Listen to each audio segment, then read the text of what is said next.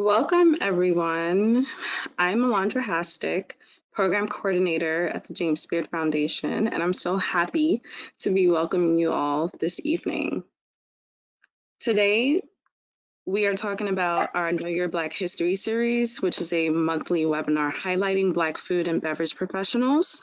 Tonight's webinar is called Breaking the Business Model Mode, which is a piggyback off of an interview on our blog titled These Three Restaurants Are Making Community the Top Priority. Now I'm going to talk a little bit about why we are doing these webinars. Since last March, the James Beard Foundation has been hosting virtual events and industry support webinars to help navigate the challenges of COVID-19, providing resources for the hospitality industry and to better stay connected throughout difficult times. But before I introduce tonight's panelists, here are some quick housekeeping rules. This webinar is being recorded. We'll post a link to the recording on openforgood.com after the program wraps. If you have any questions for the panelists, please write them in using the webinar toolbar. We'll try to address a few questions as time allows. If you're having any technical difficulties, just message us and using the webinar toolbar, and we'll do whatever we can to troubleshoot. My colleague Debbie will be keeping a close eye on the back end, and she will be happy to assist you. Now on to our wonderful panelists. We're going to start off, this panel will be moderated by Elle Simone Scott of America's Test Kitchen and SheChef Inc. And then on to our panelists, featuring Omar Tate and Cybille Aude-Tate of Honeysuckle Projects in Philadelphia. And we also have Kristi Brown of Communion Seattle. Now, Elle, I'm going to pass the mic over to you. Have a lovely panel. Hi, everybody. I just want to welcome you again to this really amazing conversation. That is an extension of a blog post that I wrote for the James Beard Foundation about business models, which is something that a lot of us don't think about unless we're actually running a business. We're usually the benefactors of some cognizant decision that a restaurateur or establishment owner makes about the way that they want to not only present their food to the world, but also how they want the world to feel when they are inside of the four walls that make up their particular establishments. I tend to think that that is a very important part of the dining experience, and it is something that I look for whenever I'm going to visit some new place, or maybe even some old place. Any place that I go, I definitely look to see how I feel when I walk in the door, what kind of energy they provide to the communities that they are in, and what role they actually are physically playing in the community. I was ultimately inspired to write the blog because of the people that you see here on the panel today, and also Sabrina Brockman, who is the owner of Grand Champs in Brooklyn, New York. Her husband, Sean Brockman, is the chef there. And I lived in that neighborhood, and I watched them turn this particular space, which used to be a Black-owned grocery store, into an amazing, I would be doing it very little by calling it just a restaurant that is centered around Haitian food. It really is like a community. They're an educational space.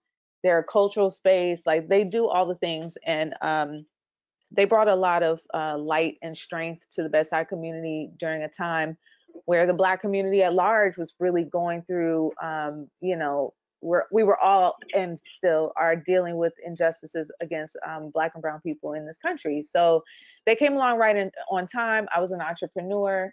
I did not have an office other than my living room. And at Grand Champs, I could go in, I could order some delicious free Thai, and also interview my potential interns, right? So they allowed me to, be their office space without like shooing me out like most restaurants would do in Brooklyn neighborhood. Like, they don't want you taking up space unless they're sure you're going to spend money.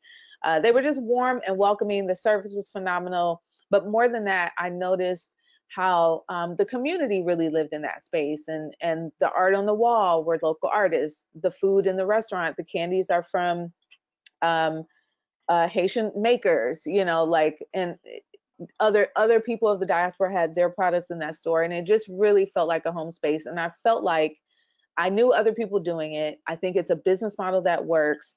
And I was just really excited to bring it to the forefront via a blog, and James Spear gave me the opportunity to do so. And for that, I'm very grateful.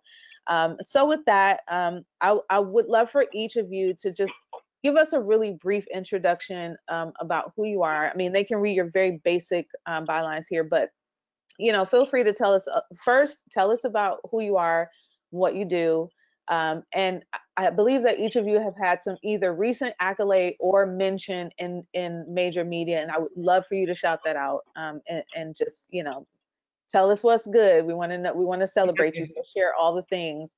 I'll start with Chef Kristi. Oh, thank you so much. It's such a pleasure to be here. So excited to be in the midst of you guys and having this conversation. It's because it's so pertinent right now. We just got, well, I'm Chef Kristi Brown. I am co-owner and chef of That Brown Girl Cooks and Communion Restaurant and Bar. We have been in business over the last 20 plus years, serving Seattle community in a plethora of different ways. And most recently, we opened Communion in December of 2020. And so we just got noted in Condé Nast top 12 restaurants in the world, which is super exciting, and really, really grateful to be in the midst of the people. So it's a great conversation to have about how to hold community space all while getting this kind of exposure. So thank you so much for the conversation. Congratulations. Thank you for that. Chef Tate. Okay. I am Cybille St. Aude-Tate. My husband, Omar Tate, we are both chefs. And together we have formed a wonderful alliance that has really expanded what Omar started with Honeysuckle Pop-Up back in 2017. A critically acclaimed, highly critically acclaimed pop-up that was recently featured in Esquire as the 2020 Pop-Up of the Year. Omar was named Chef of the Year for 2020. He's also one of Time's 100 Next Innovators. The list goes on and on for Omar's accolades, but we have recently kind of come together, actually since last summer, to establish a grocery and food space in the West Philadelphia area called Honeysuckle Provisions. Until we get our brick and mortar open, we'll be operating as a virtual market in the fall, continuing to do events, pop-ups, gallery exhibitions, activations really centered around Black foodways, especially in Philadelphia, but of course also nationally as well. Amazing. Congratulations. You're so much better at introductions than I am. So She's really good at it. She's really good at it. You've gotten quite fortunate, Omar. You your memory doesn't do all that. So that's awesome. Welcome, y'all. It's so nice to have you on a panel. I like to conduct these panels as conversations because we're all friends. Like I know that I don't know that you all know each other, but I'm good friends with everyone here, and I just really want to talk about like what community means to you. You know, I know you all are my community, even though we are all in different you know, parts of the globe, but in some way we've all spent some time, you know, building this Black food community, right, which was almost non-existent in the media eye just some years ago, right? But here we are. So just tell me, like, what does community mean to you specifically and in general? And you know, jump in anywhere. Like I don't need to call y'all's name. Just go. I feel like community is, I mean, especially now, a very expansive thing. And I think, well, speaking from personal experience, me growing up in Philadelphia, leaving the community that I'm familiar with, that comfort, my neighbors, and then moving to New York City and living in New York City for 8 years, building a different community around me. When the pandemic hit, moving back to Philadelphia, I didn't want any walls or division between what I did and who I am. Well, you know, New York kind of nurtured and cultivated my professional life, and moving back home brought me back home to like my cousins and my mom and my, you know, my neighbors, my best friend. And you know, those relationships are quite different from the ones that I have professionally. And I think, you know, what we're doing with Honeysuckle Provisions is bridging those worlds to dissolve the walls that people tend to put up between career and personal relationship, in an effort to benefit people on both sides of the veil. Mm-hmm. That's really interesting. Kristi, what about you? What's community? I mean, your restaurant is called Communion. Right, So right. it must be pretty With it, important. it's super important. I mean, I think that, especially living in Seattle, the interesting part about our restaurant is that we're located on a corner that is a community that's been completely gentrified, and it's an interesting situation because I feel like a lot of cities like where you guys are in the beginning stages, and in Seattle we've done the total flip. So what I mean by that is that the neighborhood that our restaurant resides in at one point was about 80% Black, and it's about 8% Black right now. And so the building that we are housed in is called the Liberty Bank Building, and it was the first Black-owned credit union west of the Mississippi, and actually to this day still is, or would have been. So it's an interesting kind of historical perspective that we're in.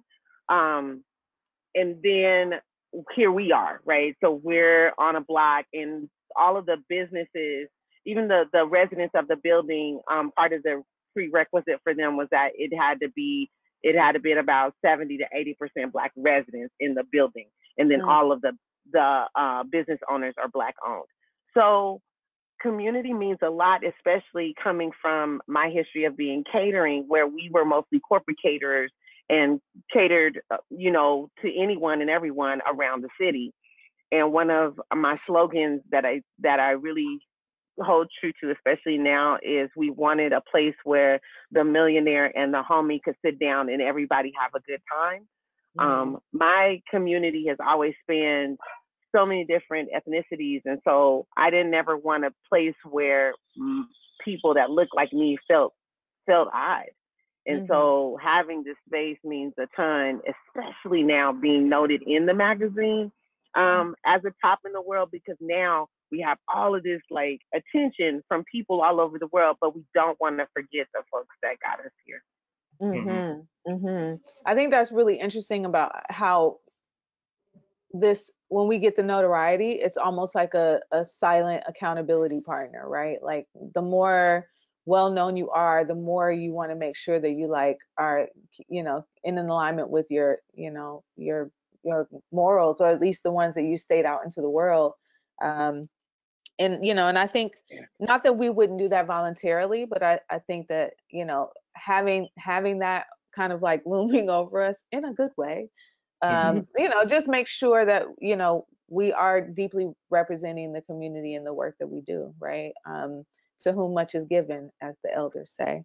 You know, For sure.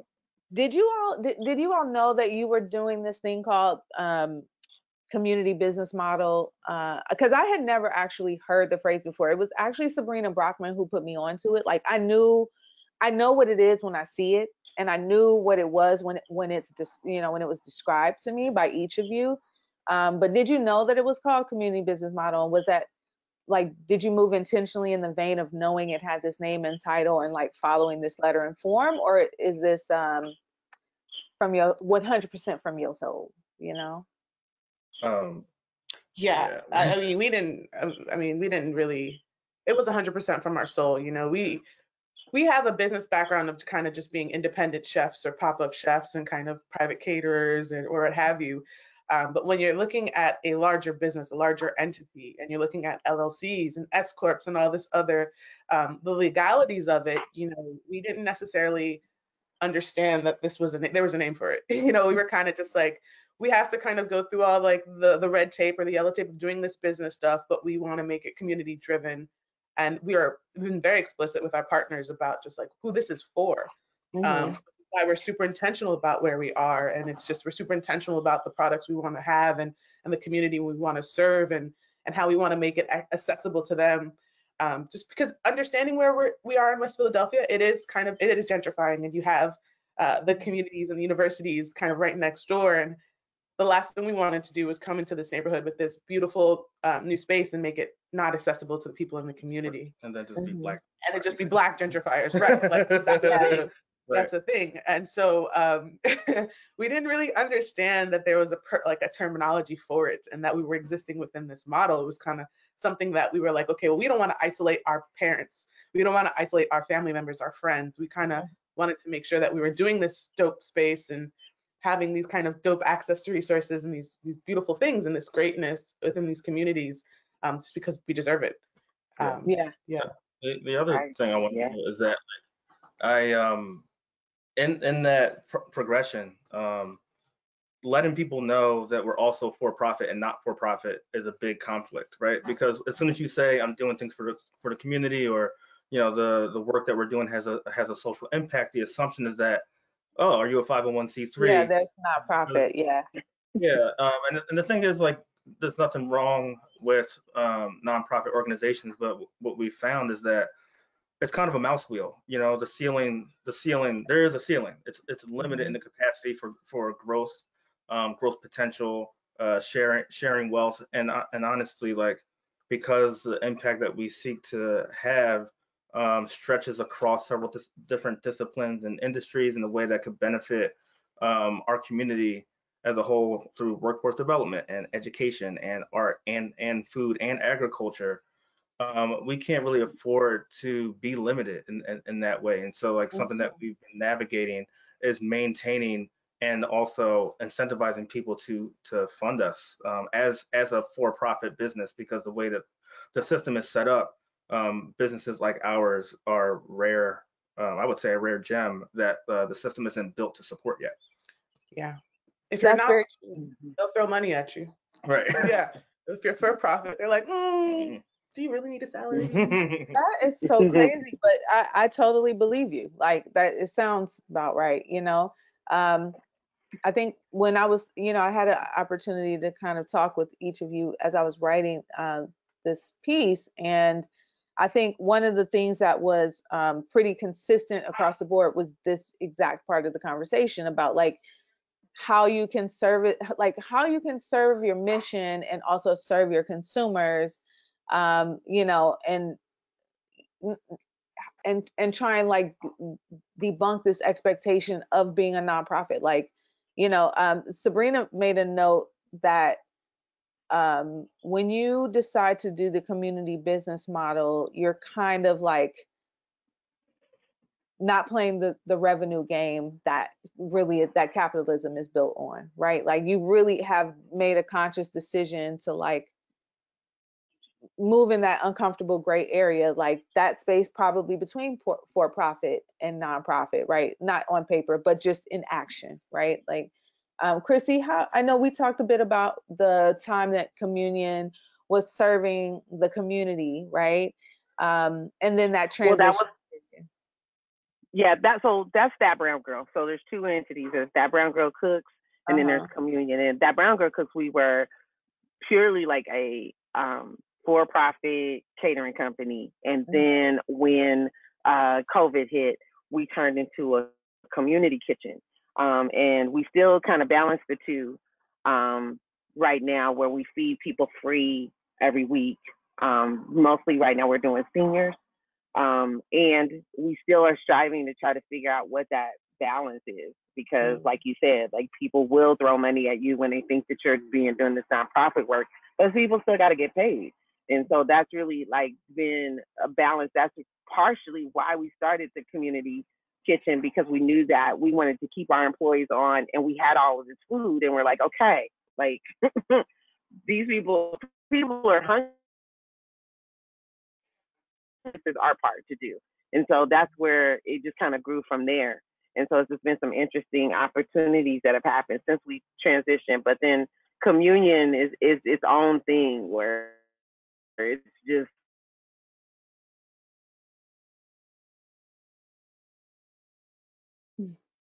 like doing this restaurant thing in a way that we didn't even imagine. So it's interesting. Did I get cut off? Yeah, it was just a little delay, but Okay. it kept I moving. know there's a little bit of a delay. Yeah. Okay.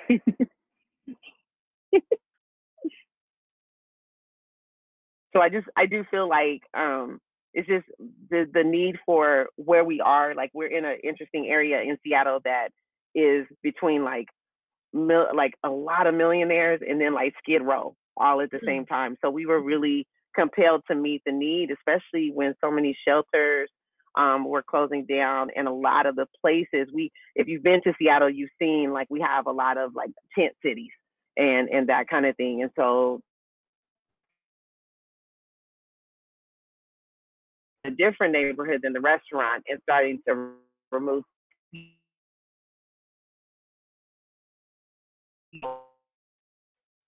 Kristi, I think we're having a little connection problem. Okay.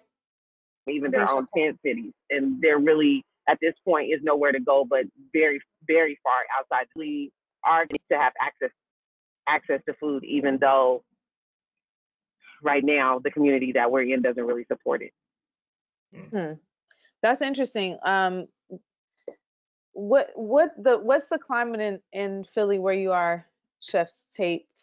And like, how do you feel it will embrace Honeysuckle? Like, do you feel, like positioning wise, do you feel like, did you choose the location even with that in mind? Like thinking about, the feels of the people? There's kind of a renaissance happening in Philadelphia right now. And it was actually happening before there was a pandemic, specifically with AAPI represented restaurants, women-owned restaurants in Philadelphia being recognized for not just culture and the overcorrection of ignoring minorities in the scale of business and recognition in the mainstream, but also as innovators. I can speak to a restaurant like Kalaya. There's a restaurateur who's a mentor and friend of mine named Elle, who's been a restaurateur for 20 plus years with High Street Hospitality. There's an Indonesian restaurant called Hardina that's received some accolades, and my friend Ange Branca with Satay Kampar, which is was a Malaysian concept pre-COVID, now turned into more of like a community-focused kitchen.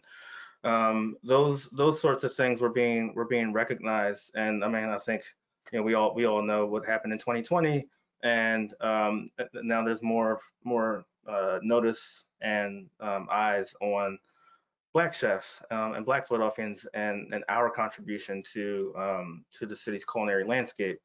And with that happening, I don't think that we chose a location in mind to say, hey, we're going to move the needle this way and be like that intentional about it. But really, we wanted to just put a place in our hood where we could be proud of, where our neighbors could be proud of it. And then when people ask us about it, I'm like, yes, let's bring the attention this way. Let's move those resources and allocate them this way. Because the more, I don't think that there's a real benefit to keeping this as like an insular thing, and we want to be a world-class citywide, city recognized, city participatory business, so that not just our business can grow and flourish, but when that tends to happen, when you put a coffee shop in the hood, you already know what's coming, right? So why can't it be our business to do the same thing on our terms, So it's definitely happening for us and happening for a lot of people in Philly right now too. I totally respect all everyone's decision here in this space to put restaurants in places that you feel need and deserve the attention and the highlight and the accolade and the beautification and the food and and the experience, all those things. I guess that goes without saying because I wrote about you. With that in mind, if you could give some advice to people who are using other models as it relates to this community business model, like what's something from your model or the use of the model that you're using that you would want to share? Like, if you could give some advice, if you were trying to persuade someone to do this, which you may not, and if that is the advice, I'll accept that too. But you know, if you could give some advice to someone, like sell them on it, like what's one thing from this that you would encourage them to do? I would say to make sure that you establish yourselves with already active community organizations and groups in your area. That is super, super important. I mean, what is a community-driven business without the community itself? Yeah. And for us, you know, I'm moving to Philadelphia, Omar coming back to Philadelphia, it was really important for us to really kind of reconnect with the people on the ground there doing actual work in the community. And so I think that was like one of the most important things, because it's just, you never know who's a part of whatever organization that has ties to whoever in government or what have you, to kind of help push the needle and to help get things approved that you need. And kind of just the community tends to trust, the residents tend to trust a community established organization that's been there. And oftentimes they just need a little bit of support and a little bit of access to our networks and our resources. And so I think that's the most important thing for us, has been like linking with the Enterprise Center and linking with Dante and the PEC and just other groups that are just literally boots on the ground companies or organizations that are doing the work.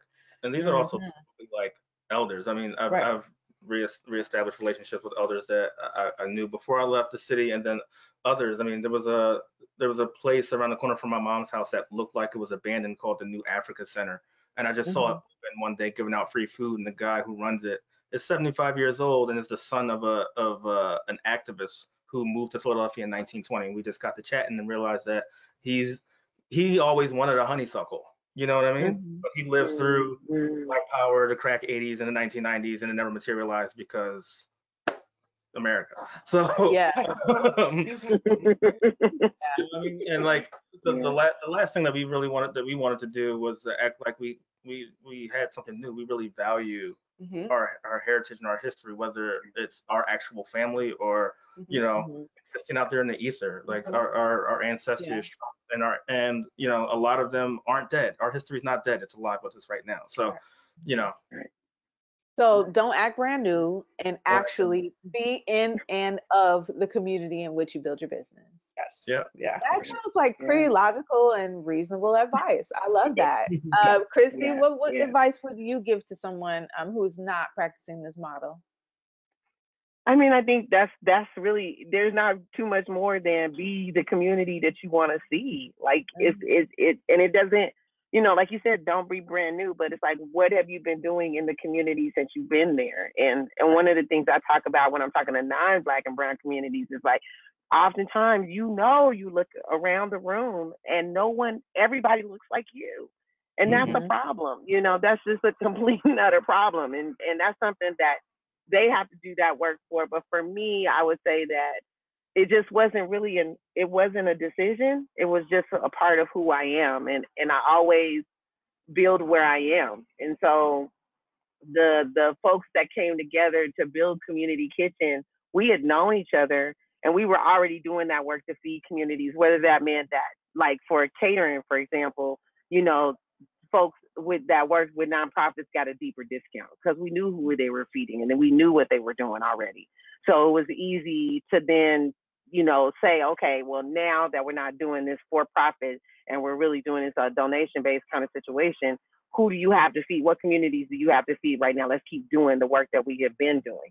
And so really, I mean, I think that there's not a lot of solutions around this other than just the active, like, where's your heart? And my suggestion is that if you are pondering this question, then before you take action, really check your heart first and see where does your commitment lie, because it's not something that anybody else can ask and answer for you. You know, it's something that you really gotta want to do. You really do. And it's interesting, I keep bringing it up, but it's so profound to me to have this conversation, to have, on one hand, to have the community kitchen, and then on the other hand, have a for-profit restaurant where people from all over the world are coming, and you have to decide, like, okay, well, where, you know, like that first day that article came out, the line was around the building. and they were all new people where you could tell they weren't necessarily from our neighborhood. They might not even be from our city. And that expectation and that energy was different. And we had to decide right there in that moment, where's your priority? You know, and definitely my priority is to serve folks amazing food that feeds their soul, and also making sure that folks that look like me get that opportunity. If they don't know how to make reservations online, they still should be able to get that opportunity. If they don't, if they're elders and don't know how to, you know, order on the scanned app or whatever, they still should be able to eat, you know, and so that theme around community continues to pop up no matter what the realm that I'm operating in, because it's just important. And I can't, and you know, you were right, Elle, when you said earlier, you know, you really start to see what you're made of when these opportunities start coming, because it's like, it's easy to go for the money, you know, but it's hard to say, you know what, yeah, you might have been first come, first serve, but we serve elders first, you know, and that's really how that goes down. And it does. So it's all self-work. It's all self-work. What are you willing to do inside to make sure that your heart is right? Honestly. Yeah. There's a lot of hard work to it. Which Can I add one more point? Yeah, for sure. Go for it. A lot of people always ask us about fundraising. So we had a successful GoFundMe campaign that, you know, I think obviously lots of people know about. But another thing that we did was knock on the doors and cold email our council people in our city. When we talk about community, oftentimes we think about just our neighbors. Our councilmen, councilwomen are also our neighbors, and it's literally their job to talk to us. So if you have a question about like grants that are coming up specific to your state, or federal grants that are specific to the country, they're going to be the first ones to know about it. And the other thing about that, though, is that these grants are often rigorous, and something that we've done. We kind of took almost a full year off at this point, and haven't been doing anything other than focusing on our business, focusing on how to like work those grants. We've won two from the city of Philadelphia, and are working on another one. But hire someone to help you with those grants, because I mean, you can't do it all, and that's another important thing, is to like, if we're gonna rely on community, we need to make sure we're doing right by ourselves, and that means hiring support and hiring someone, or aligning yourself with someone that can help you do it, so you're not doing it all by yourself, because they're not easy. They didn't teach me grant writing in high school. You know, obviously we're not equipped with these tools, but they're so important. They're so vital, because there's this literally buckets of opportunity that we can bring into our communities and continue to build these communities with. And it's like, we don't know that they exist, or we don't know how to start or gain access to these resources, and they're there. So definitely building a team and applying for it. So also essentially growing your internal community is also a good piece of advice. Just starting to take a page out of that book, you know, like you cannot do it all on your own. You definitely need a team. And I'm glad you mentioned that, Omar, because my next question is, what are some ways that people can support community business models? You know, like if Kristi, I know you're like both feet in the game right now, but like in retrospect, what could have been more helpful, Omar and Cybille? What can be more helpful? And this is also a good time to shout out if you have any fundraising efforts going on, or if you're in need of something, because we don't know this. We're in a community space. Maybe someone has something you need, you know. So go for it. Tell me ways to support community business model folk. Ooh, I think that what I learned, I mean, because we got started particularly with the community kitchen, we had a lot of support, but everything was running so fast, right? Like we're in the middle of construction, and we're trying to do community kitchen at the same time. And at one point during community kitchen, we were feeding about 400 people a week. And so I think, you know, it was hard to ask for more help at that time because it was COVID, and people wanted to come in and physically help, but we couldn't really allow that. And then now, as it's gone on, I think my goal is to find a coordinator, volunteer coordinator. So I think that if I were to ask for help for that particular effort, it would be people that were invested in creating infrastructure for things like community kitchen.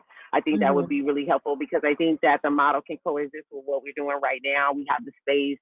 I think that with the proper funding, we can have the people and be able to continue to feed people in our community. And I think that's really, really important. Yeah, COVID made this a lot more difficult, right? Like, it just made it a lot more difficult. Though. You did yes, it. we did, and we're doing it, and we're still doing it. Yeah. You know, apparently, and I do shout best out. in the world doing it. So, you know. That's what they say. That's what they say. I believe them. All right. So I would say that Uh-huh. Seattle is an awesome place, and we have a lot of organizations that are helpful. You know, when I think about people in other cities, but we have like several nonprofit business development organizations that have been assisting us, and so I definitely encourage people to like look at what is already in existence. Don't try to recreate the wheel, and ask for as much help as you possibly can. That's great advice. That's great advice. Yeah. Well, for us, we talk about the farm. Oh, yeah, talk about the farm. Breaking news. We actually have a farm. We got a farm in Philadelphia. It's an urban garden, but we're calling it a farm because we're not thinking about what it is now. We're thinking about what it can be in the future It's and what also it a needs big to ass be. urban garden. It's a big ass urban garden. The only difference between a farm and not a farm is one chicken. So like we call it a farm. Period. There you go. We have a partnership with the Enterprise Center, which is a local community business development organization, and we are working with Stone Barns to kind of bring on 2 interns to help us on the farm. So we are looking for farm interns. It's a paid position, and it's about a commitment of 25 hours a week in Philadelphia.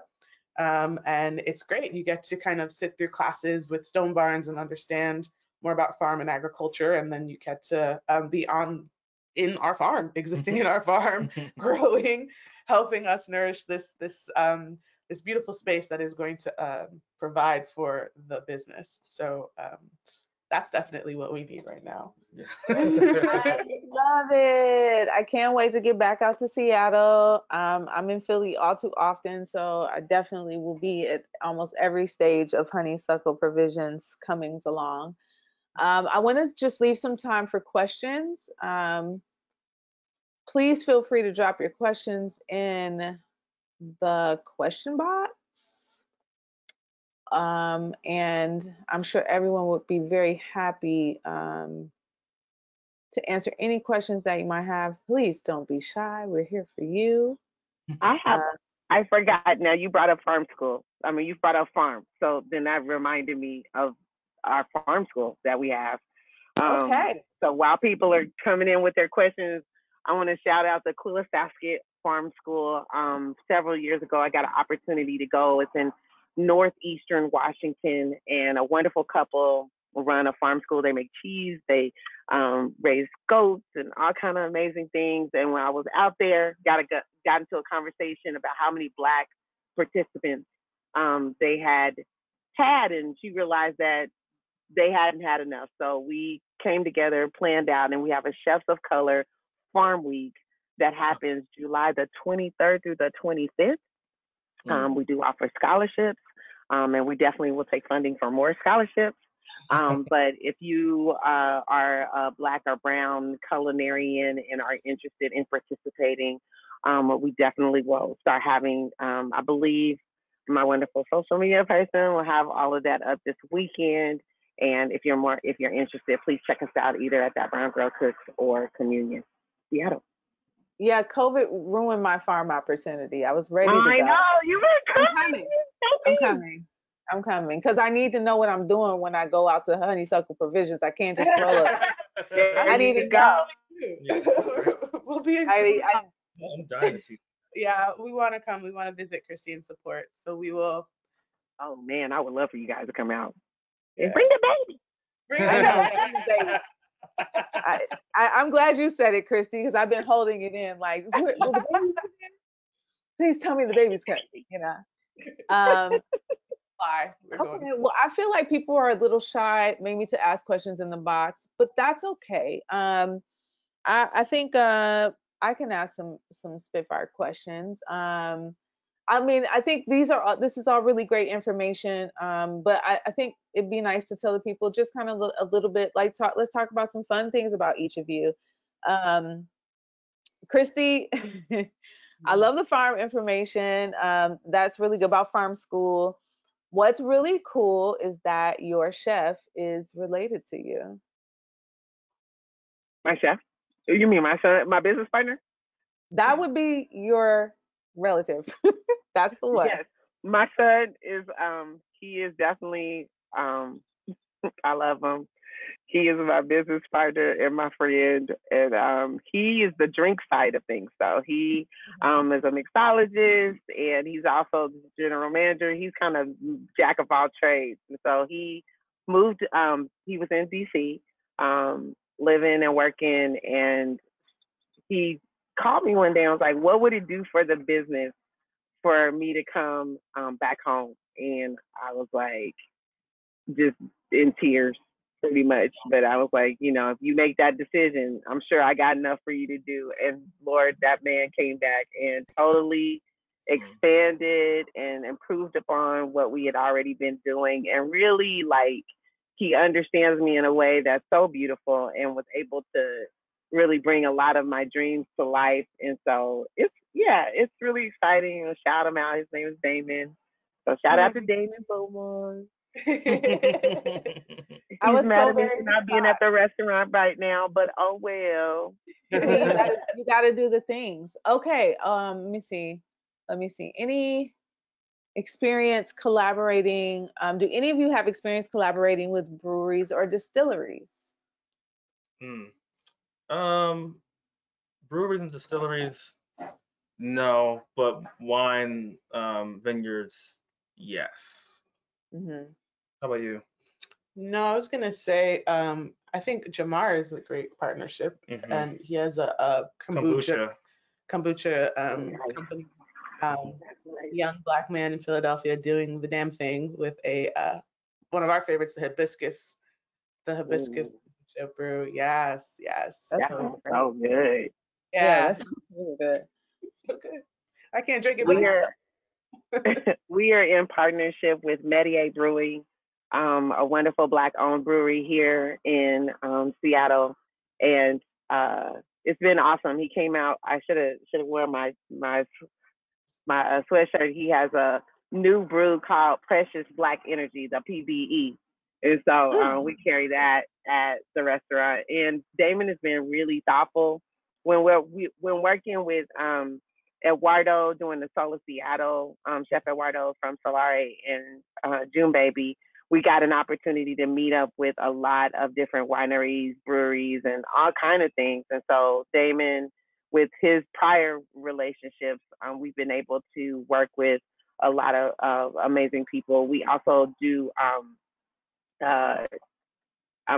David Pierre Louise. He owns a Haitian coffee company, and so he makes a brew that we make with some of our cocktails. So we definitely try to make sure to do a lot of collaborations with folks. That sounds delicious. We're gonna be hitting you up about it. Yeah. Yeah. Y'all definitely got to come out. Y'all got to come out. Okay, Kristi, can you spell the name of that brewery for me? I'm gonna put it in the chat in the questions. METIER.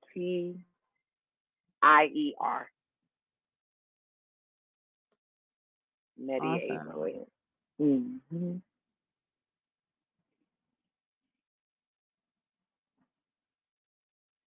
There we go. All right. Let's see what else. Omar, Cybille, tell us a little bit about your time at Stomar. How was that? What was that like? And tell us the things that you did that you didn't tell the other media outlets. We want the inside scoop. Honestly, we haven't really talked about that experience so much. It happened really quickly. The Today Show? Oh, that's right. I forgot. CBS. Oh, just the world. He just told the whole entire. I forgot about that. No, That's honestly, really- like being in it, it was really hard for us to kind of like reflect. But in hindsight, Stone Barns offers a staff of like an army of 100 people to help you produce your ideas and your vision at its fullest height with an exceptional staff that like exudes professionalism every step of the way. And having done Honeysuckle as a pop-up, largely on my own over 3 years, exercising all the different aspects and components that went into it, being supported by that staff really brought it to a level that I think, in hindsight, makes it probably the most important dining exhibition that happened in the past 10 years at that scale. I just wish that more people were able to experience it. And so, we've been trying to figure out how to reproduce it Yeah. in Philadelphia in some way. But it was really great. And I don't think that a lot of people know that we also developed an art gallery for it, where when you dined, you entered an art gallery that spoke to the menu. Actually, almost all the art and the poetry in the gallery were also the same titles as the menu concept. So when the guests sat down, it was a full 360 experience that was mirroring back at them between the art and the food. Yeah, and the music. And the music. And the altar. And the altar. And the beverage pairings. And the beverage pairings. It was the whole. That sounds amazing. I definitely wish I could have gotten a little bit of that, but I will take whatever bit of that is inside of the four walls of Honeysuckle Provision, which I'm sure will be a lot of it. We can wait. We can wait. Plus more. Right. Plus more. I mean, it's great. It's Stone Barns, but it also happened in Tarrytown, New York. And I think, obviously with the work that it is, being representative of our culture and our community, it'll be 10 times better. If not, it's better. Yeah, that's what I'm waiting for. Rubbing hands like I have a question for you guys. Are you guys gonna do a fundraiser for the grocery store? Our GoFundMe is still up from last year. We are currently looking for equity partners. Okay. Is where we're at. I think that a general fundraise. I think we've had a good run with like crowdfunding. But I think that for everything else we need, I think it's important for us to kind of be able to do it in a timely fashion. And sometimes with the fundraising, it takes a while for the funds to come, especially with crowdfunding. So I think that right now we're looking to establish a partnership with like-minded investors and individuals that really want to see this happen for the community and want to put all their energy and dollar bills towards it. And that's where we're at currently, just to be able to do everything we want to do at once and we don't want to wait. We don't want this to be a 5-year dream, even though it can, in 5 years it's going to be something totally different, but we really want to be able to, in the moment now, be able to offer our community some of these really great ideas and things that we've been doing in places like Stone Barns, just more immediately. We're also very close on space, but try not to get super excited about it before the ink is down. That's understandable. Well, I mean, it's happening. I'm extremely proud to know and be in community with all of you. I'm so grateful to be able to have you in conversation, and thank you for the time that it took for you to provide content for this blog that just further talks about your greatness and the importance of the community business model and what we need to do to continue to make it successful. We're 1 minute out, so I want to thank everyone for joining us here. Thank you to James Beard Foundation for this platform. Thank you to our ancestors for bringing us to this space and this place. Ashe. It's been really, really wonderful talking to you. Best of luck. I'll see you in your respective cities very, very soon. Thank you. And thank you, everyone. Have a great night. Thank you, guys. Thank you to our wonderful panelists. That was an amazing conversation. And I hope that our audience learned a little bit more about community business models. You guys are just so awesome. I'm so proud of everything that you're doing. And we will be keeping up with you. And I hope that you all visit them. Once the Tates have their business ready, I will be ready to come to Philly. I love Philly so much. I can't wait. And then it'll be my first time in Seattle too. So I can't wait to see you, Kristi, as well. But on behalf of the James Beard Foundation, we just want to thank you all. And to learn more, please go to openforgood.com and please support our Black and Indigenous American investment fund. We're continuously raising funds on an ongoing basis. So please go to jamesbeard.org/investment-fund, or you can go to jbffund.org. Everyone have a wonderful evening and we'll see you next time.